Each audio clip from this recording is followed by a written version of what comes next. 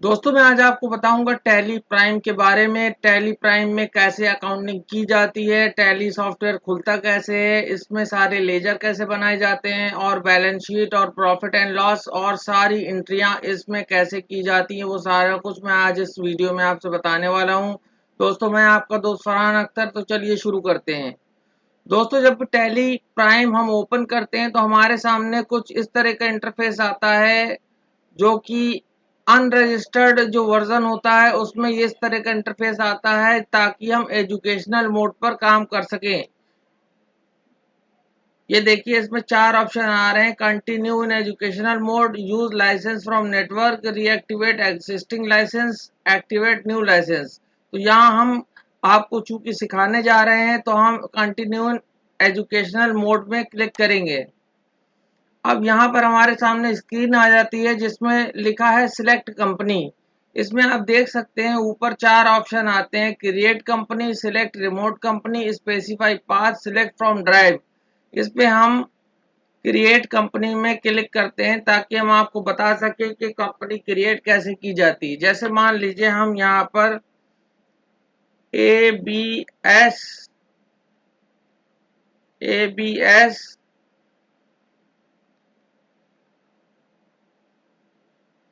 Techno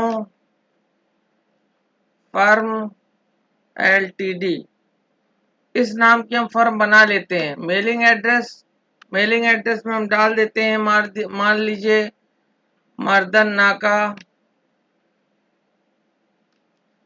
district Banda, pin code 210001। ये हमने डाल दिया एड्रेस में। अब इसके बाद स्टेट का नंबर आता है। स्टेट हमारा यूपी लगता है तो हम यूपी ले लेंगे। आपका जो स्टेट लगता हो आप उसमें अपना स्टेट सिलेक्ट कर सकते हैं। कंट्री इंडिया आ जाएगा, पिन कोड आ जाएगा 121001। ये बांदा का पिन कोड है। इसके बाद टेलीफोन नंबर में आ जाते हैं 05192 222 596। मोबाइल में आ जाते हैं 8004256022। फैक्स कुछ नहीं है। ईमेल एड्रेस में हम डाल सकते हैं advocate.farhan@gmail.com। इसके बाद वेबसाइट हमारे पास कुछ नहीं है।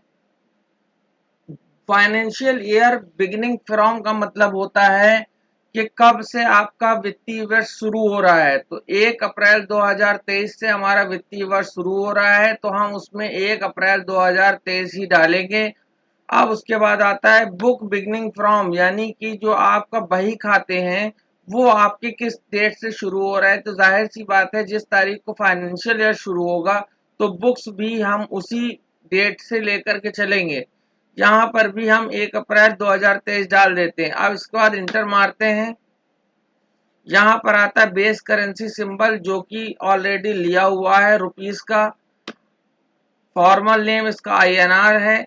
इंटर मारते हैं। एक्सेप्ट का बटन आता है। आप इंटर भी कर सकते हैं और Y भी दबा सकते हैं।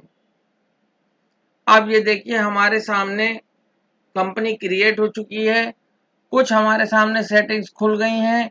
इन सेटिंग्स को आप समझते हैं हम। शो मोर फीचर यस है, शो ऑल फीचर यस है, मेंटेन अकाउंट यस है, में enable bill wise entry yes है। इसको आप चाहें तो नो कर सकते हैं। कॉस्ट सेंटर नो है, इंटरेस्ट कैलकुलेशन नो है, मेंटेन इन्वेंट्री इसमें आप यस करेंगे, यानी आप जो माल की खरीद फरोख्त करेंगे उसके लिए आपको यस करना है। इंटीग्रेटेड अकाउंट विद इन्वेंट्री को यस करेंगे। मल्टीपल प्राइस लेवल को नो करेंगे।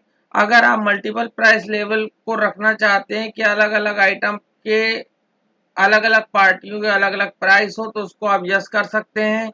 इनेबल बैचेस को आप नो करेंगे क्योंकि जो बैच नंबर होता है वो ज़्यादातर फार्मास्यूटिकल कंपनी के द्वारा यूज किया जाता है, उसमें बैच नंबर को यस किया जाता है।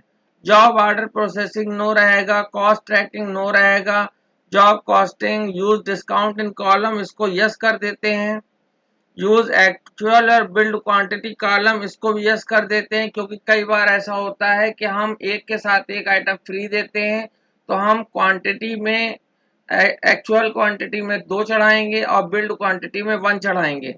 जीएसटी को इनेबल कर देते हैं, जीएसटी को जब इनेबल करके इंटर मारेंगे तो सामने हमारे पास जीएसटी की डिटेल खुल के आ जाएगी। यहाँ पर आपको ये देखना है कि आप कंपोजिशन में है या रेगुलर में है। हम रेगुलर लेकर के चलते हैं।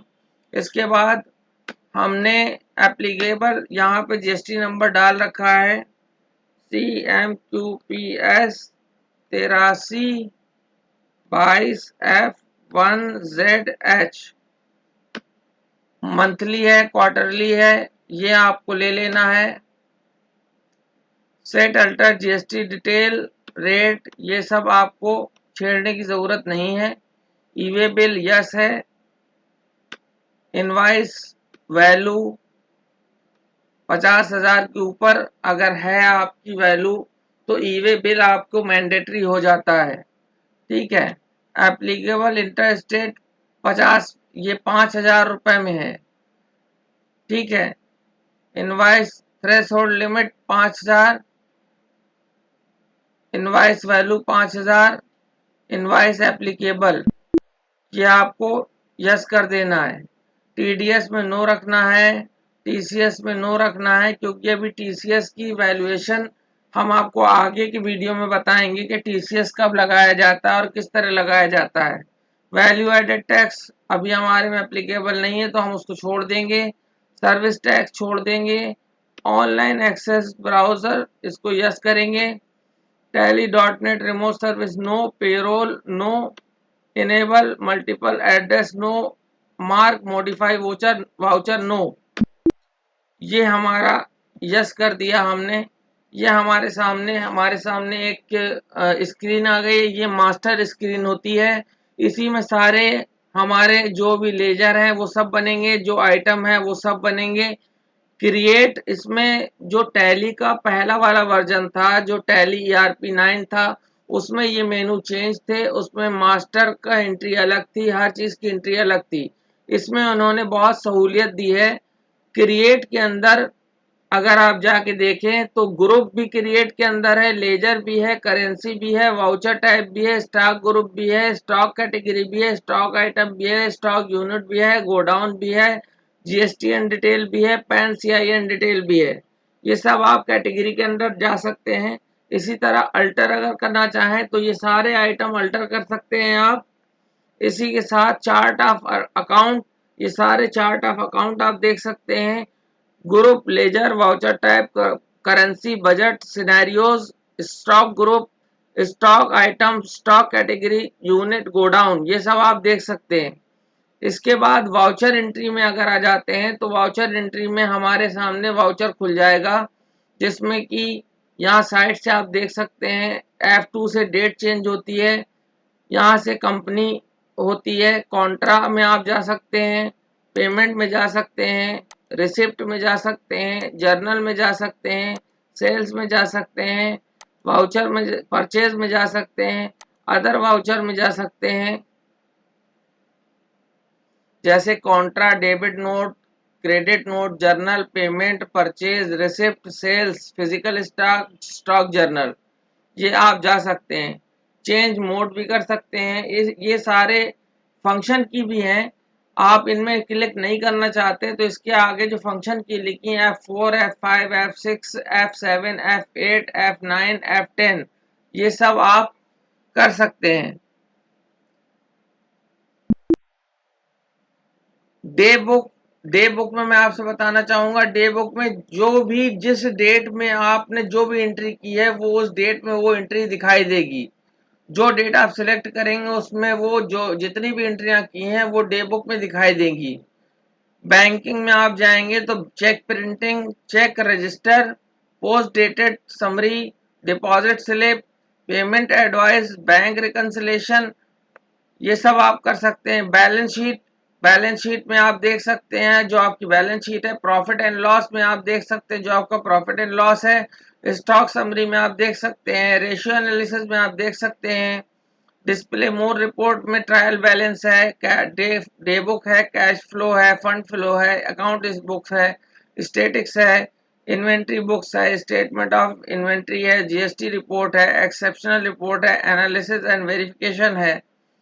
ये आपके सामने ये सारा कुछ मैंने आपको बताया। अभी मैंने आपको इनके मेनू के बारे में बताया है, अभी मैंने आपको कुछ क्रिएट करके नहीं दिखाया है। आज के इस वीडियो में मैंने आपको टैली का ओवरव्यू दिया है।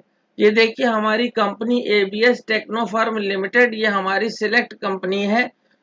अब कल के वीडियो में आपसे बताऊंगा कि मास्टर कैसे बनाते हैं, और मास्टर बनाने के साथ साथ आपको जीएसटी के रेट कैसे अप्लाई करते हैं वो मैं बताऊंगा। और इसके बाद कोशिश करूंगा, टाइम बचिएगा अगर, तो मैं आपको वाउचर की एंट्री भी करना सिखाऊंगा। तो दोस्तों उम्मीद करता हूं आज का ये वीडियो आपको पसंद आया है। अगर पसंद आया तो ज़्यादा से ज़्यादा शेयर करें, लाइक करें, और अगर बेल बटन पर क्लिक नहीं किया है, सब्सक्राइब नहीं किया है तो प्लीज़ सब्सक्राइब कर लीजिए और बेल बटन पर ज़रूर क्लिक कर लीजिए, ताकि जैसे ही मैं कोई वीडियो अपलोड करूं तुरंत उसकी जानकारी आपको मिल सके। मैं आपका दोस्त फरहान एक बार से फिर हैव ए ग्रेट डे।